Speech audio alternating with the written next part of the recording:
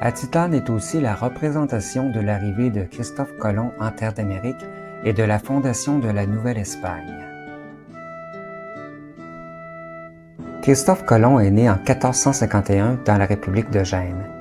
Il est le contemporain des deux artistes peintres italiens dont nous avons parlé précédemment, soit Sandro Botticelli et Léonard de Vinci, nés respectivement en 1445 et en 1452. L'explorateur génois découvre les Indes occidentales en 1492, au nom de la couronne de Castille.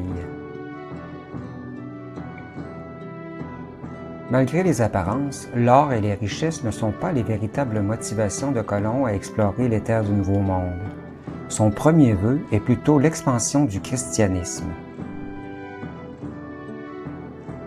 Homme d'une grande piété, Colomb se croit chargé d'une mission divine. Pour réaliser cette mission, il a besoin d'argent et la recherche d'or n'est pas contradictoire. Comme tous ses contemporains impliqués dans cette quête du Nouveau Monde, Colomb aura donc ce double objectif.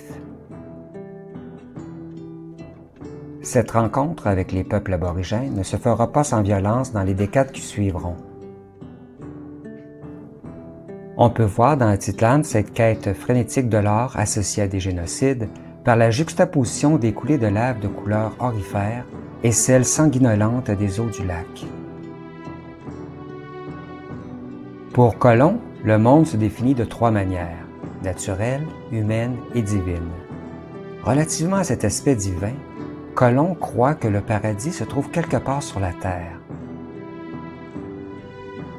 Il a lu dans l'Imagino Mundi de Pierre Deilly que le paradis terrestre devait se trouver dans une région tempérée au-delà de l'équateur. C'est lors de son troisième voyage, alors qu'il approche davantage de l'équateur, qu'il émet un commentaire troublant nous ramenant au cœur d'Atitlan. Je trouvais que le monde n'était pas rond de la manière qu'on le décrit, mais de la forme d'une poire qui serait toute très ronde, sauf à l'endroit où se trouve la queue qui est le point le plus élevé. Ou bien encore, comme une balle très ronde sur un point de laquelle serait posé comme un téton de femme, et que la partie de ce mamelon fut la plus élevée, la plus voisine du ciel, et située sous la ligne équinoxiale en cette mer Océane à la fin de l'Orient. Le mamelon que prend Atitlan de sa main droite symbolise donc la localisation du paradis sur terre, selon Christophe Colomb.